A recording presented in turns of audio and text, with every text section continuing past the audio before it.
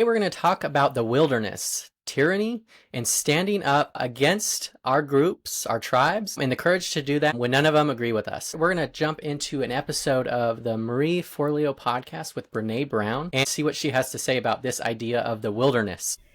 And what I found is that true belonging is a spiritual practice. And it's about the ability to find sacredness in both being a part of something, but also the courage to stand alone. And the people, for those of us who struggle to have the courage to stand alone, especially when we know that we're risking that sense of being a part of something because we disagree. Yes. Because we have a different opinion, because we love something different. That is the mark. That's the mark of true belonging, to be able to say, yes, I am a part of something bigger, but I also will stand alone when I need to. Addison, quick thought. I think what she's talking about is having something that makes you feel like you're a part of something in your internal life. It doesn't require anybody else to participate. And that feels intrinsically spiritual because it requires this belief that you're connected to something bigger that doesn't require any socialization to feel that way. Ross, any quick thought? I'm just hearing hero's journey, hero's journey, hero's journey, and I can explain more later. Yeah. All right, so let's jump to this second part here. There will be times when standing alone feels too hard, too scary, and we'll doubt our ability to make our way through the uncertainty. Someone somewhere will say, don't do it. You don't have what it takes to survive the wilderness. This is when you reach deep into your wild heart and remind yourself, I am the wilderness. Addison, quick thought before I share a few things. Yeah, that I am the wilderness does feel like, again, that sense of being a part of the whole or part of something bigger. Ross? Yeah, I'm empathizing with people, and when I have been in that sort of situation where it's either your community or your values that are at stake, and it is very adult decision making that has to happen in those moments. Yeah. Well, a few things that for me, I want to share a personal connection and then a takeaway from an event, and then also another quote, and then we'll dive into the conversation. When I think about what Brene is saying is, when we're part of a group, like to leave that group and to stand alone and to have that courage, that is she has a book called Braving the Wilderness. Like, I should go read that book, because I felt a connection to that idea of going into the wilderness by standing alone. And for me, it had to do with my political activism over the last, year and a half, which was, I'm a Christian and I'm a Republican, and I'm both speaking out against Christians and against Republicans in ways that make me antagonistic to them. It's been a very interesting experience, but she kind of gave me some words to sort of describe what I had gone through. And, so that's one of the ways I connected with it. And I connected it to two other things. So about it was about a year ago, I went to a Jordan P. Peterson event, and he said this idea he was talking about the book of Exodus and the Israelites leaving Exodus and Pharaoh and tyranny. And the thing that really stuck with me is the idea that if you don't go into the wilderness, if you do not leave the tyranny, you become a part of the tyranny. You become a participant eventually in the tyranny if you stay in it. And that was something that really stuck with me. And I think it was an interesting connection to what Brene is saying. And then the last thing I want to read is just this quote from Rich Villodas, I think is how you say his name. And this specifically has to do with Christians. He said, until the church consistently leads people to the wilderness, i.e. prayer, solitude, silence, reflection, repentance, to confront our own demons, we will project our demons back out into the world and fail to see that some demons in the world are reflections of ourselves. Addison, you want to start us off? What are your thoughts? Well, I have a unfair advantage that I know you personally, and I think the thing that applies here is human beings can't live without a sense of community. We can try, but save for a few hermits, we all like to believe we could truly be alone, off the grid, right, all by ourselves. We like to believe that's possible, but psychologically that causes an enormous amount of pain. It detaches us from reality. So some of the things that help, and I think apply here, is having, family or friend groups that you feel like, hey, at least I'm secure in that small circle. And then, like I said, that inner life where you're like, you have this sense of, in your case, God, or for, many of us, like the universe or nature or something, feeling like, you know what, there's abundance and I'm looked out for and things will end up for the good and feeling connected to that. And notice how like nature is the wilderness, right? That term crosses over, it carries over. That sense that natural order will take care of things, I think is really helpful. But when people think that the natural order is bad, then they can only rely solely on the social order. There's nothing you can back out of. And the social order is those Yeah. large groups that you talked about, Yeah. right? You're a Republican, you're a Christian. That you're not going to receive that kind of security from them. Yeah. Well, I guess the way that I kind of interpret what you're saying is to step out into the wilderness, like is something to step into if you have it when your group is off the mark. And so you have a place to go in order to speak to that group from a different point of view. Is that kind of what you're saying? It is. And Yeah.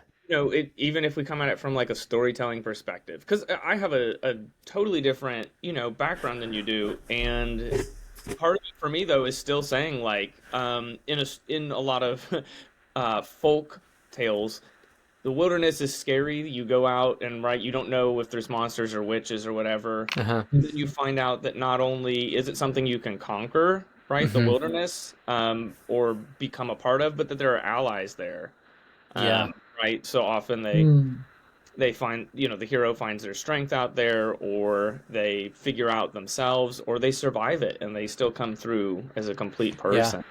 So Yeah, it's interesting you said that because I hadn't connected this dot in such a direct way, but in 2005, I moved from Arizona to Atlanta, and I left everyone I knew, everything I knew. I left sort of the Garden of Eden into the wilderness, and it was a very literal kind of moving into the wilderness, and it was really rough. It was intense, and there were bears and tigers and venomous snakes and mosquitoes and disease. There was just a lot of challenges, but I survived. I didn't die in the process. And so that wilderness experience actually, it was a transformative context for me in a way that had I stayed in my little bubble, I may never have become who I've become now, or it may have just taken longer or been different. So anyway, that's one thing that comes to mind. Anything you would add to that, Addison, before we jump to Ross? I think the other thing is we so often want we want to be running full force into the wilderness or running full force into the arms of our big social group. But I think there's something to be said for being able to walk the tightrope or thread the needle. And, if we were pushed into the wilderness, to just say, this is where I am for a little while and welcome that, rather than saying, this is my whole life now, right? You may find that others join you, or that you'll help change that group that you're a part of, or that when you leave the wilderness, you may join a different group. Those things we can welcome that without despairing that like, oh no, I don't have the grounding I had before. Do I run full force into one or the other? You don't have to. Yeah. Ross, what are your thoughts? Yeah. I'm reflecting on how I have treated these situations where I was in a place that wasn't satisfactory and I needed to do something in order to move forward, to rectify these dissonance that's happening in my life. And I think, and I've had good community around me. So I am going to propose the question of how much transformation can come. I think transformation can come when you decide to neglect an external wilderness. Maybe you do an internal wilderness in your head while you are in and amongst your community. Two situations that maybe this is exemplified in my life. I went to a industrial design school that wasn't famous. And I was like, I want to get a cool job. So let's start to, instead of switching schools entirely to find one that was more prestigious, I was like, you know what? Let's start to build this program up on its own. So I wrote a business plan so that we could get high name clients to come in to do student projects with us. So in that case, I was like, let's not bail on this community. Let's transform it from within. Once I had a vision of how to do that. Another version of that is Christianity. Grew up a Christian, had a good household, good community, but I just was finding that the answers that community was giving to the world's questions, and the questions that my analytical brain were coming up with weren't satisfactory. And so instead of leaving Christianity and that whole community, I said, you know what? I, in my head, need to start opening my box so I can start creatively thinking to solve these problems in new ways so that I can deliver it back to my community. But never in either of those situations was I like, I am leaving you guys. I'm alone. Y'all are wrong. I'm going to come back when I have something to give you, or I'm just going to leave entirely. So part of me wonders, did I do the cowardly thing? Did I not leave the safety in order to look for transformation? But at the same time, I've seemed to have come up with satisfactory solutions. Now my work I was at a men's kind of prayer group this morning, and one of the pastors is there leading it. And I was like, you know what, with my creative ideas, I am so glad that I don't have the role of a pastor, because, they've kind of got to stick to more theologically sound stuff. I am more of this creative thinker, and I bring something else to my community and to my church, but I am not the typical sheep following a shepherd in one direction, step for step. Yeah. Addison, what's your reaction to Ross? Well, I'm wondering how you guys would react to me kind of saying that, one of the things that I like that you mentioned that you can stay among a group but be disconnected from them in terms of your beliefs or vision. And I think that that's an important distinction to make, because sometimes it can feel like the hardest thing in the world to do would be to remain physically present, but be intellectually different. Mm. And I like that. And I'll agree with you. I think that that's a type of wilderness too. It's just uncharted territory, right? The reason we use that geographical language so often is because it feels the same. We get that same sort of well said, fearful thrill, of being like, I feel like I'm kind of lost, but I know I have to keep moving because I'm not where I want to end up. And I think that in a social group, that's a powerful thing. Yeah, I a couple things come to mind. Is one, it may be a stage of the process, in the internal mind before the external is a sort of a manifestation of what's internal. So you might have to go through that wilderness mentally before you can sort of live that out. Well, it doesn't always happen that way, but if you're being more iterative, I guess, in the process, because I just think about myself, in regard, I'll kind of use the political example since I've thrown that out here. In 2016, I didn't vote with my party. In 2020, I didn't vote with it. And I had a lot of conversations. In 2016, it was really I think maybe Addison and my wife kind of knew where I was. 2020, it kind of expanded a little bit. And then for 2024, it was I'm all out. I'm sort of broadcasting it to everyone I know, So there was stages of it. And I think to Addison's point, I think there is a piece of it of me being sincere in the communities I'm in. Hey, this is who I am. This is how I see things. You need to understand that. And then assuming we can operate with some shared values in that space, we can stay in the space together. But I'm not going to pretend to be something I'm not, or not say something I need to say. Does that make sense? Yeah. Addison? Yeah, I see that as, so me, I've been, largely independent as, when we talk about politics, but mostly because no party is sort of economically progressive enough for me. And, by the same token, I served in the military. I understand the importance of, a well-armed populace. And, I've always been pro-Second Amendment. So it's hard to find my home. But amongst, you've talked about for the last few election cycles, then I've definitely felt like I'm best represented, or that, the greater good is absolutely best represented by the Democratic Party, just largely by who they're opposing. And the challenge has been that when I disagree, but it will still choose to vote democratically, it is, I will challenge others to stick with me, stick it out, even if we're not one-to-one of the party platform, right? Yes, I'm not just going to mirror every belief that's on the Democratic Party site, but I'll still vote together. I support a lot of the same missions and goals. I see us as compatible, and I sort of say, I'm going to stick with this if you'll stick with me. Hmm. Others say like, hey, you're not a carbon copy. Do we really want you here? Mm. Mm, But I've yeah, often ended up feeling welcomed by yeah, just standing firm on those handful of things where I disagree. yeah. Ross, what do you thought? I've dealt with this question from time to time. So, Jason, I tracked you on social media as you were standing apart from the conservative party almost like, there's a better word for this, but for the sake of argument, sort of like a belligerent way. Not belligerent, but just like, guys, stop, alert, alert, alert. Fear is at our door, like this sort of like message. And it helped me clarify some, like there were things I didn't realize were happening, which I was like, oh, this is good to know. Some of the stuff that you publicized.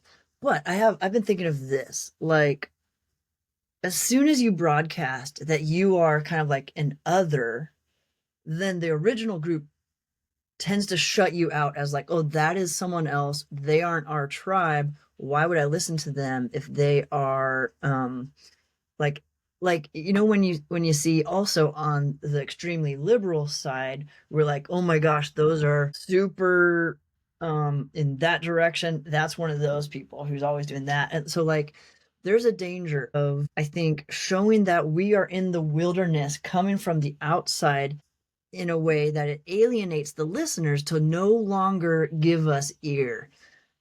If there is more of a camaraderie, he's one of my people. Oh, now I'm ready to listen to what he's going to say. So Yeah, there's a strange balance there. I haven't solved it.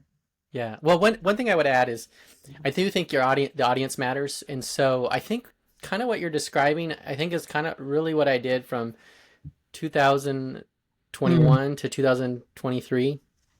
Like I spent about 3 years doing that, kind of trying to mm, reach it in a more. But then we hit a point where like, okay, now we're in a different territory, different yeah, situation, different time, and I had a specific audience which wasn't those people. It was independents, it was moderates, got it. it was talking to them, and I knew by talking to them I risked alienating or even radicalizing the others. But that was a choice that I knew, and I went into going that way because I believe the desired outcome was much better than the sacrifice that would be required of that. But one thing I would tell you is I've discovered that many people that I consider extreme or radicalized on some of these issues, it did get them Whoa, to listen. reflect in some ways. But those were primarily people I had relationship with, Oh yeah, like certain kind of relationships, because they had to reconcile it, and there was enough relationship there that they couldn't sort of just dismiss me.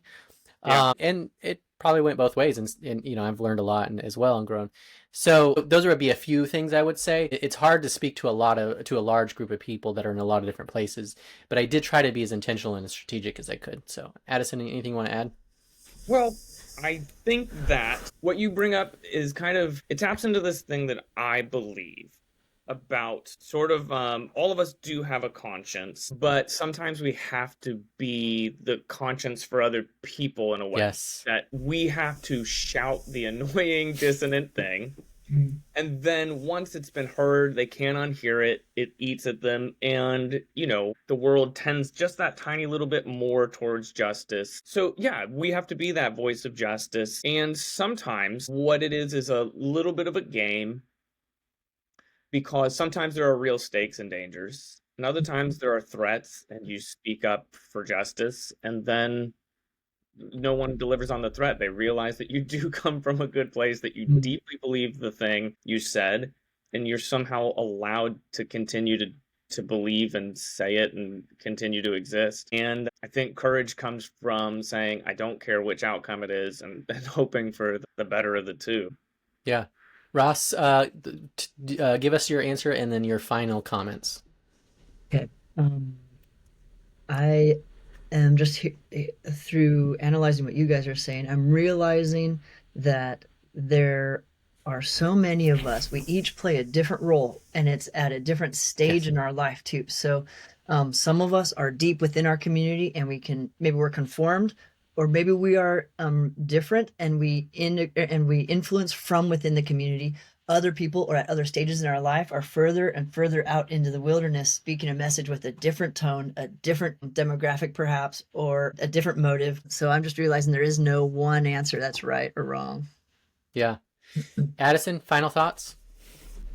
Final thoughts. Well, we've been kind of lofty, right? And Yeah. I bring it down to the earth, ground it for a second. Ultimately, we want to cultivate in ourselves and in others this sort of constitution of, we can be brave and things will tend to work out. And if they don't, let's at least go face forward with intention and goodness and some courage and some confidence in it, some hope. That, I think, is the best way that, like, you might get thrust into the wilderness. You get cast out from a group, be exiled, your group disappears. You don't get that choice, because we've been talking about it as a choice. If you get thrust into that situation, handle it boldly. That's your best chance of surviving it. That's it.